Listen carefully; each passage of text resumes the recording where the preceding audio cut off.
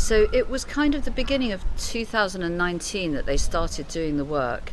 And then they've started, I suppose, decommissioning the site. In other words, it's a sort of polite word for demolitions. So what we've put up with is them demolishing what's there and then breaking up things like the concrete and the stone and the metal. So they start work every day at 8 o'clock in the morning and they finish at 5 or 6 o'clock at night. And then they work on Saturdays too. It's absolutely unbelievably noisy. And not only is it noisy, but it's incredibly dusty. The other thing about the street, which is very unusual, is that this is still a street where the kids come out and just literally play in the street the whole time.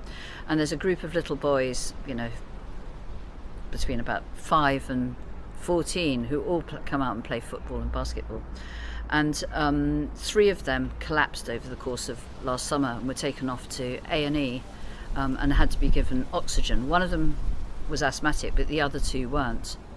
And the doctors at the hospital told their mothers that it was definitely down to air pollution.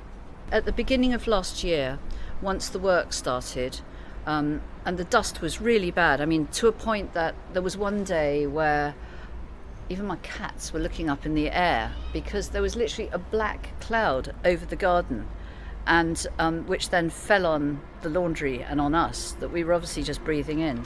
Anyway, my cough kind of got worse and worse across the year. So eventually, back in November, I had a really major operation where they took out 13 centimetres of my lung, and behind that was a sort of deep, dark infection that had been there for a long time, probably since the beginning of the work. HS2 have given us these air filters, and the air filter inside is black. It looks like soot, but when you put your finger on it, it's kind of a sticky oil.